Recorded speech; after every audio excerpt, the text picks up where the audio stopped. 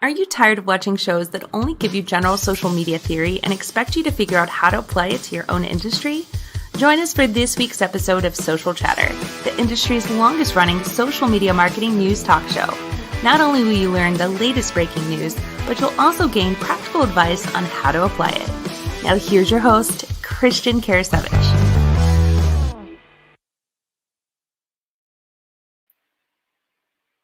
Welcome everyone to Social Chatter, your weekly social media marketing news talk show. My name is Christian Karasiewicz, CEO and founder of socialchefs.com, and we have a great show for you this week. We were going to have Stefan Kaplan on this week. He had a last minute thing come up, and hey, that happens with live video.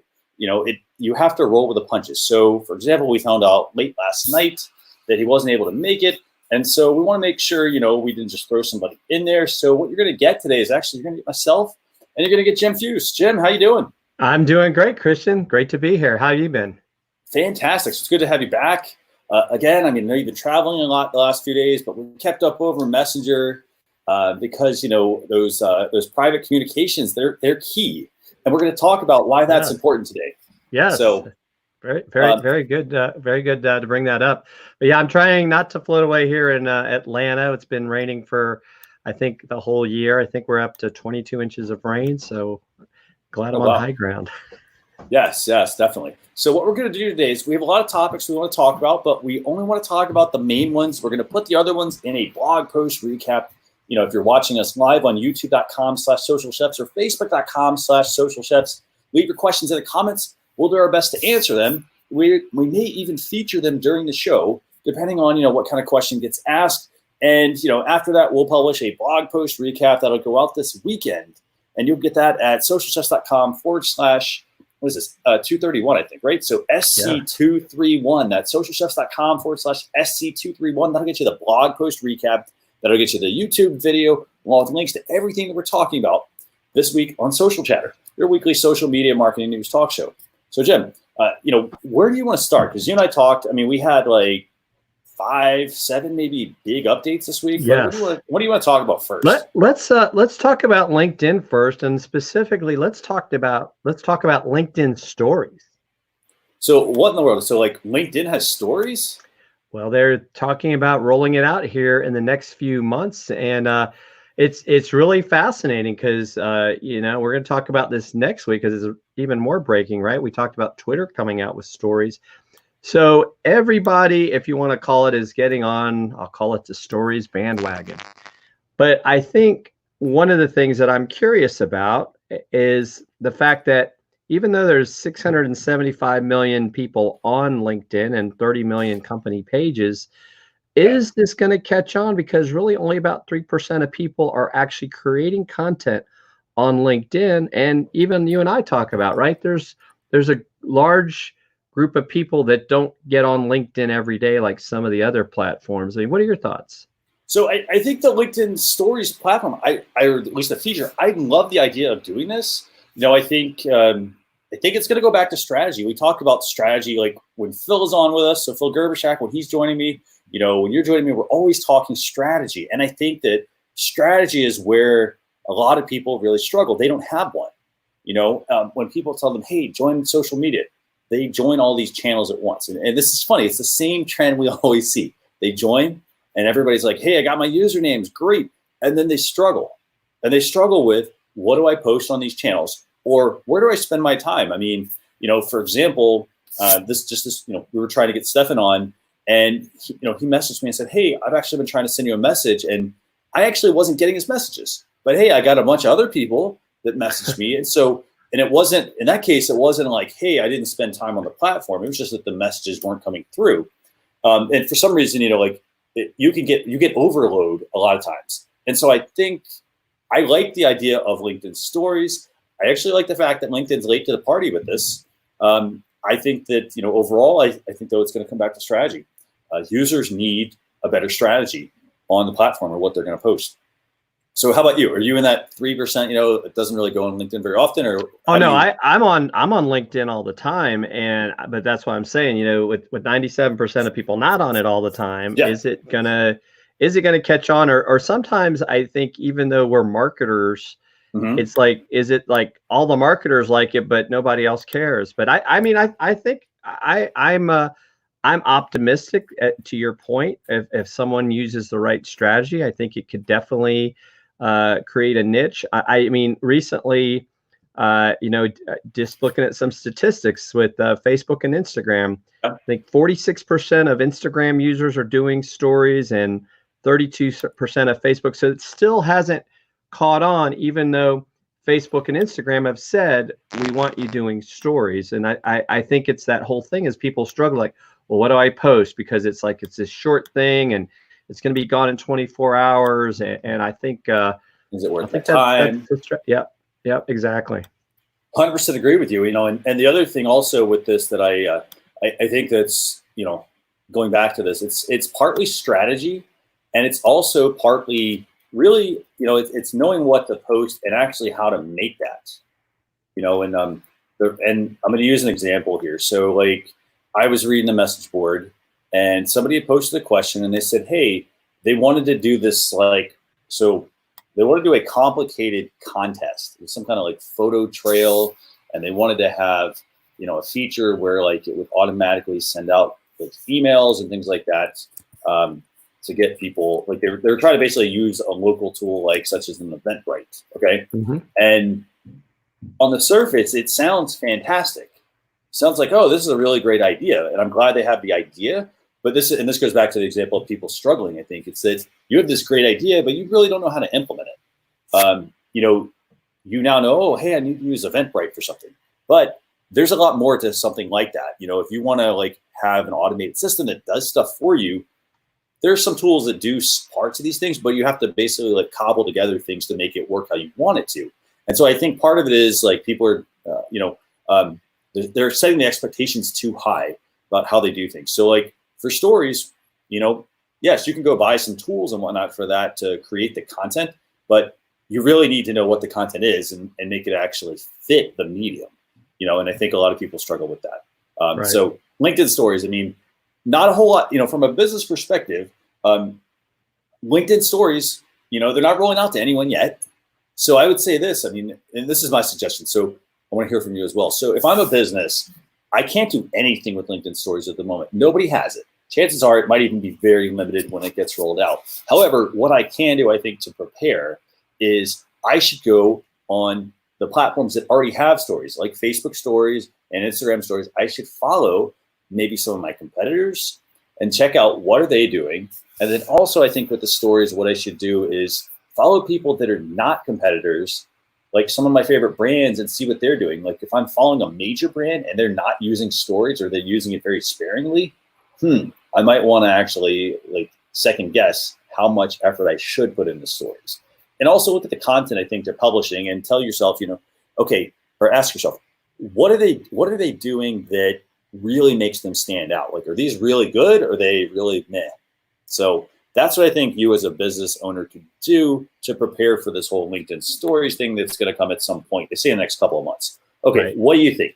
If I'm a business, what do I do? I think I agree with you. And I think the other thing you have to remember when you go from platform to platform is the way people consume things is different. So don't just automatically think like, oh, I can take my Instagram like story and stick it on LinkedIn and it's going to have the same impact, because it may not, because you do tend to have a much more professional set of people on LinkedIn, and they may not, necessarily care for some of the ways that things are put out there. But, if it's a great way to make your brand more human, which I think is, the thing we continue to talk about, I think it's a good idea, but it goes back to strategy, right? Don't just be doing it because you get it. Exactly. And here's the thing, and you and I have talked about this with LinkedIn Live, and we're going to switch gears here to another platform, but we talked about LinkedIn Live as well. Same type of thing. They roll out LinkedIn Live. They did not give it to everybody. And so, when LinkedIn rolls out a feature like this, you should try, you got to be prepared.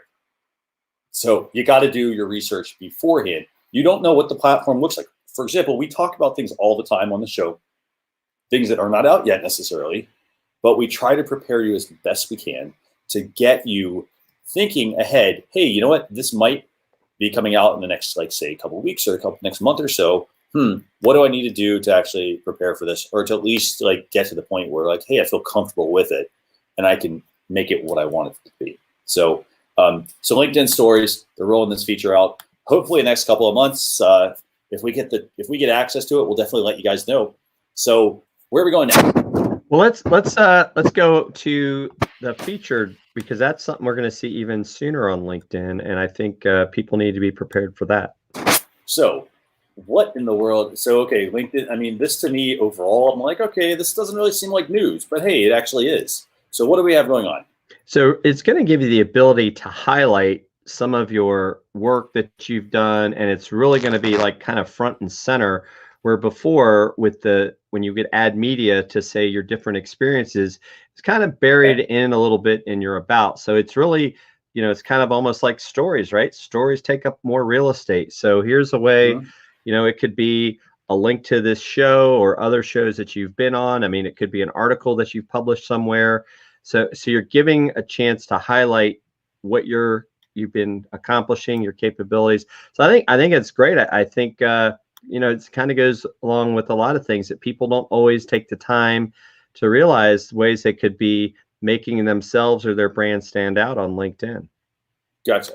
Okay, so do you have this feature on your account yet? I do not have it yet, but I'm checking every day.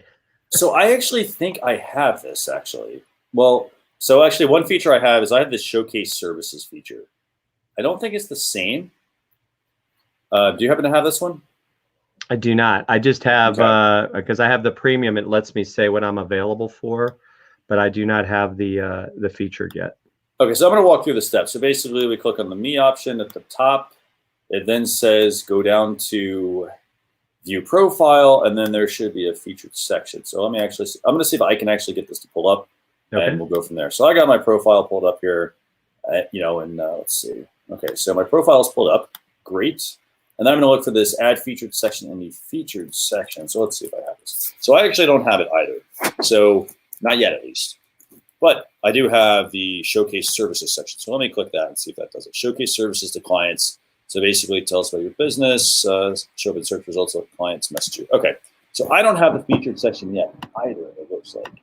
So let's see, add profile section. Yeah, I don't have it yet. Okay. So neither of us have it yet. No big deal, right? Mm-hmm. So the bottom line is you're going to have this section on your profile. Now, I will tell you this. You can already do some of these features right now on your LinkedIn profile. It's not where you can highlight the featured section, but you can add your body of work to your work experience. Mm-hmm. Or have you guys done this at all? Like, if you go on your LinkedIn profile, you go under experience, and hey, if you're a host, like for instance, I run Social Chefs, but I also have a section where I'm the host of the show, and then underneath that, for my website, I add all of the content that we publish. Mm-hmm. So that way, I'm building a body of work there. If you've ever done any work, overall, like let's say you've got some patents or things like that, that's something that you could include as well. Just basically things to help you stand out. But what do you think about this? Good feature? I think it's good. I think it'll help pull out some of the stuff that's maybe buried a little bit under your experience of your different things you're doing, and give you a chance to highlight things that'll catch people's attention. Very cool. Yeah. So I don't have it. You don't have it. If you happen to have it and you're watching, we'd love to hear from you. Leave that in the comments. If you're watching live, leave in the comments. If you are listening on the podcast, go to socialchefs.com/SC231 and leave a comment there as well, and tag both Jem and myself. And if you have a screenshot, share that screenshot. We want to see who all actually has these features and maybe where you're from, because Facebook, all these platforms, they roll out features to their users all across the globe. So somebody in Australia might be getting the feature well before someone in the States and so forth. So what do you think from a business perspective? How do I use this? It goes back to if you have some article or some service that you had to highlight and say maybe, Forbes, Wall Street Journal, talking about your company, stick it up there so people can see it. If you've had a video or podcast interview where you can provide a link, I think, get your earned media out there. Definitely. And a couple other things I want to mention. This works on desktop, and there's also an iOS and an Android section. This is actually surprising a bit to me, because LinkedIn's not always ahead of the curve for mobile development. And so there's an iOS and an Android option here. It's very simple. You go to your LinkedIn profile, so you look at what your profile looks like, and you tap on the add featured section from the add featured from the featured section. It's quite a tongue twister there. And you can add things such as, a blog post that you've written, an article. So add a post, add an article, add a link, choose to upload your photo from the camera, but basically choose what kind of work sample you want to showcase. So very cool. So anything else you want to add about this whole LinkedIn featured section? No, I think it's a good thing. I think it'll be good. Very good. Yeah. And I gotta say, I like the direction LinkedIn is going. I mean, they've been doing a fantastic job of adding new features. They're constantly, like, for the longest time, they've been behind the curve. And now they're starting to do something. I love that. I really do. So, right. Okay. We talked Facebook. Sorry, we talked LinkedIn, actually. Where do you want to go? Yeah, let's go to Facebook and let's start with the heavy stuff on the updates to Messenger.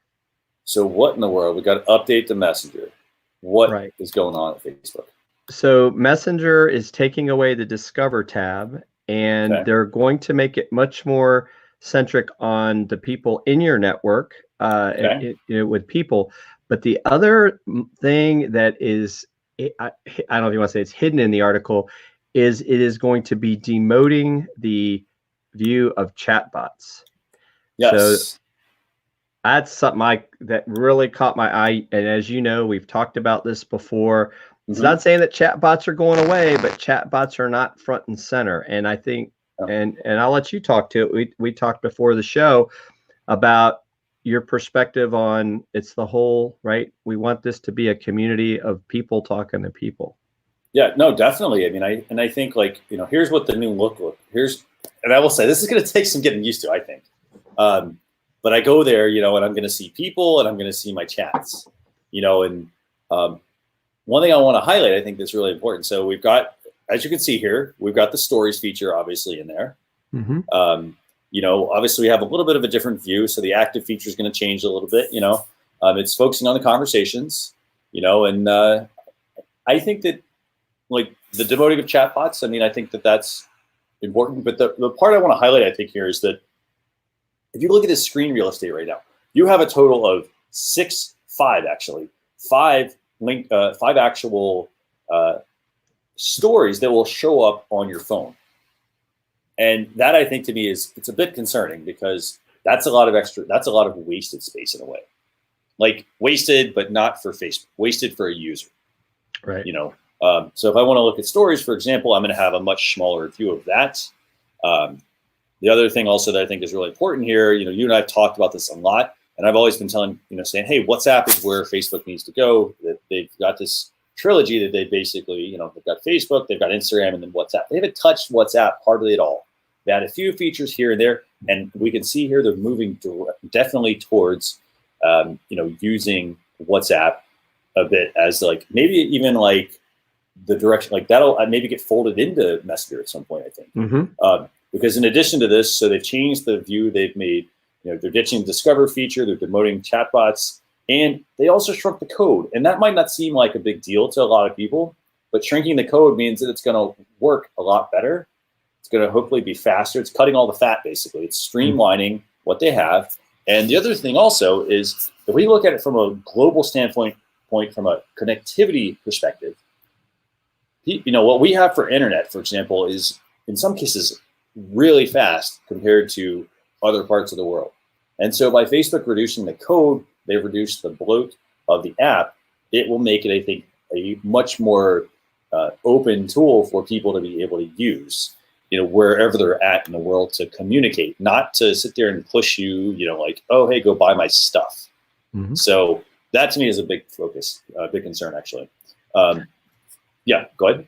No, and I think the other thing, I've actually met people that they only use Messenger. They don't use Facebook. They don't want to be on the platform. So you can message them. And then, like I told you, I mean, the stats are out. There's more people on messaging apps than there are on all the social platforms. Now that scale is tipped. People are not as likely to answer phone calls as they were in the past. So if you're in there for an example, right? If I'm in your WhatsApp ecosystem and I've added you, now I'm more likely to answer that call as opposed to a call on the, if you want to call it the phone line, because of robocalls. Yep. And I think, you know, this is where this gets into the whole privacy of being able to have these closed groups of people, and you know, you can create your own groups and communicate within the group. And I think that's even where they've talked about where they want to take WhatsApp, is where it'll be like your own little private ecosystem where you know, they want to keep people in the apps and spending money between each other in the apps. So it's yeah, it's definitely interesting. And, you know, and to that point, actually, so if I'm looking at WhatsApp here, I'm going to put it in the focus. So WhatsApp has a WhatsApp business. They have WhatsApp business accounts, and you can actually create a shop that showcases your products. Like, I know people that, like, they have communications on WhatsApp and they sell their products using emoji. It's like, hey, here's what I have. You know, here's, you know, I have a new T-shirt, shorts, and you know, hats, for example. And somebody can basically make their purchase right there through WhatsApp. You know, and there is no need for them to have a landing page on a website. There's no need for them, for instance, to put so much effort into a Facebook page, because once I make the connection, it then becomes a messenger function at that point. Right. So, you know, so I think, you know, I definitely could see maybe page, you know, this is just the thought, maybe would Facebook, you know, again, would Facebook take WhatsApp, and then would they take like the functionality that's already there, and would they take, you know, Facebook Messenger that doesn't really have a lot of that functionality, it's just the conversation side? Would they maybe marry the two, where your Facebook page becomes almost like a little mini, what's the word I'm looking for? Like a little mini ecosystem, a little mini store that somebody can easily go to, almost like a Google local business listing or something. Right. And I think, I mean, we still haven't seen, to your point, and maybe this is a step in that direction. Yeah. The whole idea of merging all three direct messaging apps, you know, Instagram, Facebook, and WhatsApp, into one. They stated that's where they're headed. We don't know the timeline, so I think you're absolutely right.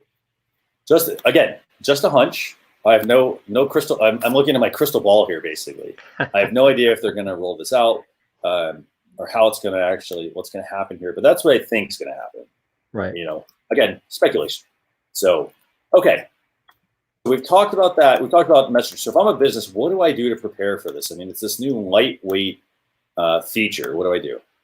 Well, first of all, you know, even from the business side, you're going to, the push to, the article states, is really, you're going to be having to probably spend ad dollars to get people to get into your bot. So if you get this bot, you need to be collecting emails, in my opinion, because you got to remember, you're on rented land when you're on Facebook. And if you want to really capture your audience, you need to do it that if you get, you know, banned from Messenger, which I know has happened to a couple people recently, you know, they're in Messenger jail. How are you going to communicate with your customers?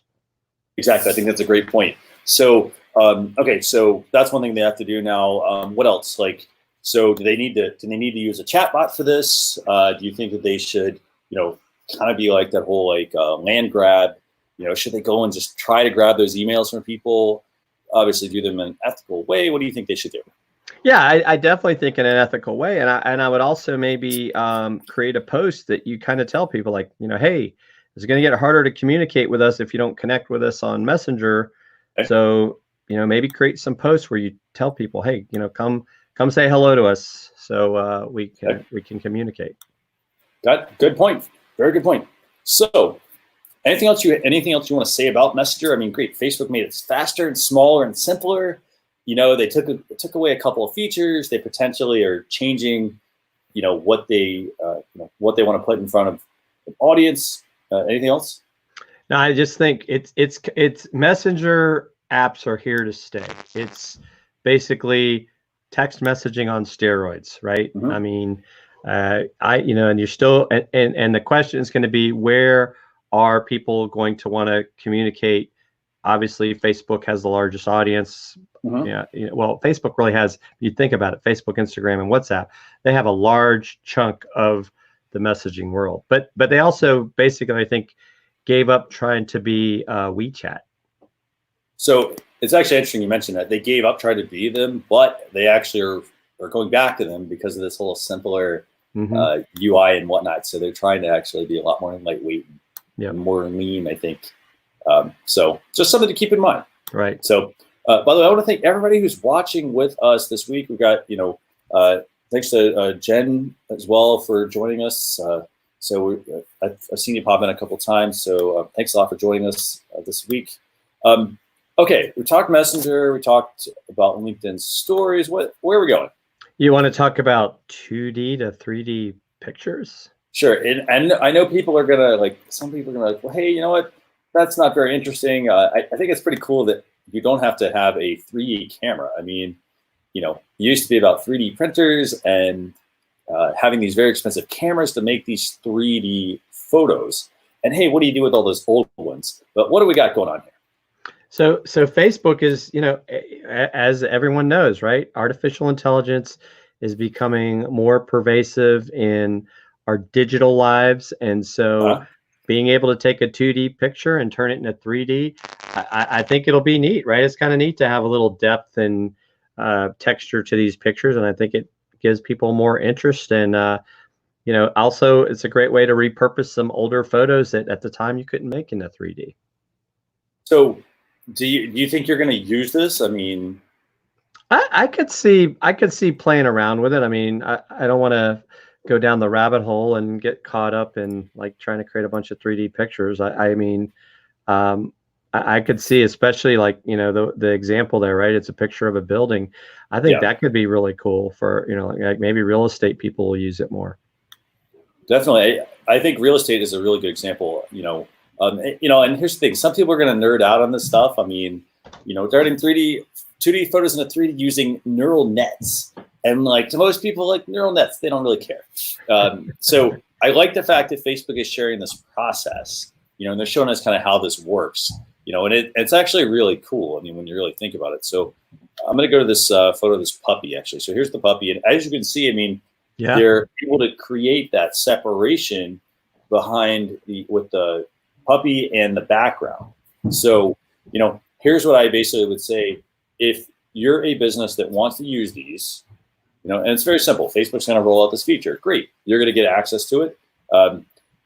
What I would do is I would start to visualize, because if you do these a few times, you're going to start to get the hang of it. I'd start to visualize what actually would look good as a 3D photo. For example, right now, we've got our backgrounds behind us, and that is an easy way to add a little bit of depth to a photo. But if I'm looking at it from a product standpoint, hey, it would probably work really well if I've got, certain products and I've got a really nice background behind it, something that's easy to separate. But if I've got a whole bunch of stuff just thrown on a table right now, for example, and I want to show, hey, I want to really focus on this one object in the middle of the table, but hey, there's a bunch of other stuff and it makes it hard to separate. That's going to be hard to make a 3D photo out of, I think, at the moment. Right.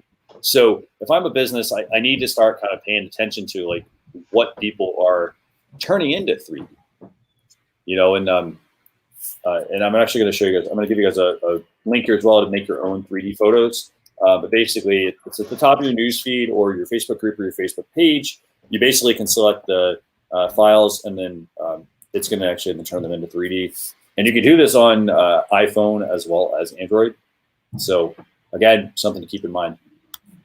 Anything you want to add about Facebook 3D photos? No, I think that's I think it's just something that people definitely want to keep an eye out for. Okay, so if I'm a business, any recommendations on what they should do? I think the biggest thing is just kind of goes back to what's your strategy for doing it, and don't just do it for the sake of doing it. Love the advice. Excellent advice, actually. So, okay, where to? You want to briefly talk about Pinterest, or is that something people, if they subscribe to the newsletter, can get more details? Because I know there's a couple tools you wanted to talk about today. So let's do this. Let's bottom line is Pinterest has this new feature. It's called Pinterest Lite. If you do want to get that, we're going to drop that one in the newsletter. So socialchefs.com/daily. That'll go in. Basically, the newsletter will then give you access to the blog post and so forth. We're going to drop that in because the bottom line, Pinterest Lite is basically just a very lightweight version of Pinterest for people in developing countries. That's really the gist of it. If I'm a business and I'm creating content for Pinterest, it's not necessarily going to impact me unless I make my images, huge. I want to make sure I optimize them for Pinterest, for their platform. But aside from that, we'll put that in the newsletter. Anything else you want to talk about? Any other topics you want to talk about today, or do you want to go into tools? Where do you want to go? Oh, no, let's go into tools, because I think the first tool we want to talk about, it really talks about a lot of where things are going. So what is this tool you want to cover? So Vimeo is getting into live streaming. Now, maybe they've already been into it, but we're now much more aware of it. And they're going to have their own platform for live streaming. And it lets you live stream to other platforms as well, but you're actually using Vimeo, and you can create your own ability to live stream. The reason that I think this is interesting, one, first of all, Vimeo is a company that's been in the video business for a long time. Yes. And they definitely produce high quality video. But this kind of goes to what we call is the rise of the streaming wars. And there's expected by 2024 over 900 million people. And Disney is actually going all in on Disney Plus to try to get, overcome Netflix. So, this kind of goes back to, right, we're live streaming right now. And this is just another way to get you the ability to live stream, where now maybe you're not having to depend on the platforms. And I think that's so important, because it kind of goes back to, I was talking with Gage from StreamYard recently. They're actually looking at being able to host their own live streaming, so you can be, if you want to call it, platform agnostic. Oh, very cool. And I think this is a great idea. I think it's an excellent idea, actually. So, speaking of like Vimeo live streaming, let's talk about it from the perspective of live video. So, Vimeo was previously, what they basically were, they were a place for people who were videographers to create their videos, and they could put them on the platform, they can sell them, they can get basically, they can generate revenue off of or monetize based on selling basically a license to content. So that's one way that people can use it. And then, the other way that it was very useful was if somebody wanted to create a course. So for example, if you put your videos up on YouTube, there are ways to actually download the videos without actually, even if it's private, you can still download the videos, and it's not ethical. It's not something that actually YouTube really wants you to do. It's also, I think, against their terms of service. So with Vimeo, they said, hey, you know what? We're going to build upon this. We've already got people that are already creating amazing videos. We want to now move into live streaming. Now, what this does basically is it does give you the simulcasting feature. So you get Facebook Live, you get Periscope, you get YouTube Live, you get Twitch. Now, in addition to this, this is where, and this is something that you and I have talked about a lot, Jem. I know we've talked about it with our Launcher Live, the podcast we've been working on, and basically, where people struggle for live streaming is this. So you can't just like you can get a computer and you can just start streaming to Facebook or any of these individual platforms, right? But where it really gets to be challenging is when you try to produce your show. So when you try to actually produce it, Facebook, for example, doesn't include all of the bells and the whistles that you may want to include, like a lower third, or bringing in a graphic, or bringing in videos, or in this case, sharing our screen. So that's part of it. Now, the flip side of that is that, okay, now I want to bring in a guest, or I want to go to other platforms. How do I easily do that? And that's actually where, in this case, using a Vimeo live streaming tool, it actually handles a lot of this. So basically what you do is you don't rely on your machine to do the work. You rely on the service to actually have the hosting for your content, to be able to, you have to have good internet, but you don't have to be the actual producer and try to do everything all from your own machine. Does that make sense? Absolutely. Jim? Absolutely. And I think that makes a huge difference for people, because so many people struggle with the tech of live streaming. And so anything, you can do to make it easier. And I mean, and that's really even the premise. But I know we're talking about Vimeo, but you and I both know, right? That's the premise behind StreamYard. Exactly. Make it easy. Yeah. And so with the Vimeo live streaming, they're going to also give you some additional things. So, you get access to up to 4K. You got 4K video, HD video. You can add various customizations to your content. So you can actually get rid of a lot of the branding. That's actually one of the nicest features of Vimeo behind the scenes. I can eliminate I can eliminate the play button, for example, if I want to or like the controls for the video. I can add my own branding. I can add my own colors. But in addition to that, you also get access to a fantastic graphics package. So if you want to incorporate a lower third, you can easily do that. If you actually look at the screenshot here, I mean, it's very easy. You just add an image that's a certain size. They do most of the work for you. You change the colors with some hex colors, and you add some, you can change the font. You can add your text as well, your first line, your second line, that actually can then show up, and it's a really cool and slick platform. I mean, here's some other stuff as well that Vimeo has as well. They've got a studio version. So this is where you really get into doing the slick live video. So here's the other side to this. So the cost of Vimeo Live. So we talked about Vimeo Create last week for making social videos. The Vimeo Live platform, you are going to need their business plan. I actually want to pull up the pricing. So basically, if you do the live streaming, you get, let's see, so you get, you do need, I think it's the pro plan, I think you need the business plan, right? Yeah, it's the business or even maybe the professional. And it's, I know you're going to pull it up. Yeah, sorry. It's like $50 to $75 a month, I believe. Yeah, which is actually not that bad. I mean, it is when you think about it like, oh, hey, I'm spending $600 to $1,000 a year on live video. But you have to look at it like this. You have to also have another product to sell besides just, hey, I got live video. So from a pricing standpoint, it's up to $75 a month. But here's the kicker to that as well. So in addition to getting access to live streaming, you get unlimited live streaming. It then gets stored on their server. So 7 terabytes of total storage, $75 a month if you bill it annually. What does that work out to, Jim? I think a year. That's what, about $900 a year. So $900 a year. You can do unlimited live events as well. So if you actually want to do live events, Vimeo live streaming is a fantastic option for that. You can live stream to multiple destinations. You can do live Q&As, graphics. You can run polls. You can do audience chat. So you can run all of this during your live video. Now, in addition to this, you get the create feature, the ability to customize your video templates. You get access to stock photos, videos, and licensed music as well. So it's a really useful feature to have if you're very serious and you want to do live streaming. So what do you think about this platform?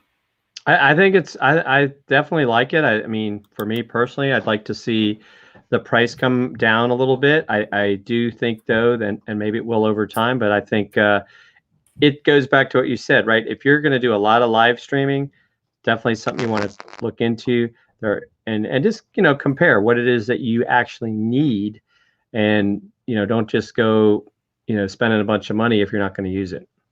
Absolutely. And I think like you have to have that strategy in place for live video. Like if I'm just getting started, that's not going to, I'll be honest, if I'm just getting started with live video, that's not going to be the package I'm going to get.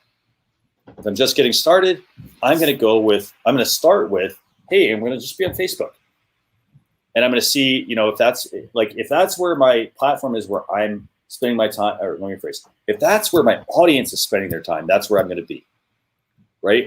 But if my audience is not there, and like, why invest the money in another tool if your audience is not on the platform or if they're not watching your show?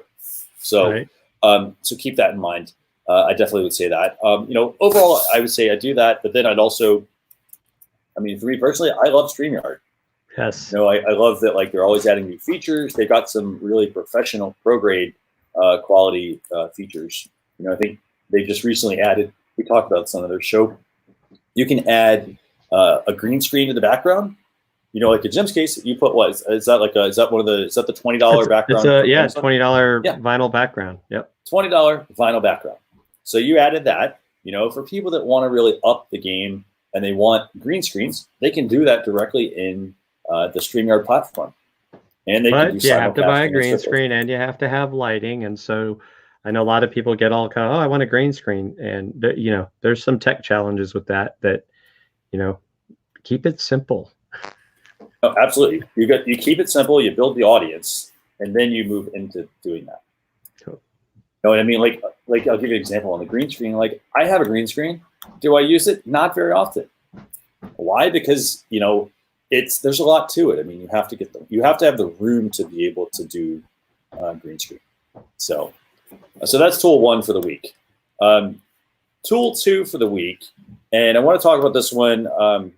I'm going to talk about it in conjunction with another tool as well. So you're actually going to sort of maybe get a little bit of a bonus today. You're going to basically get 3 tools today. So tool 2 is called Tag Snag. And Tag Snag is essentially, it's a Google Chrome extension. So if I'm using Google Chrome, I basically just install this, and it's a free extension. You get it at socialchefs.com/go/tag-snag.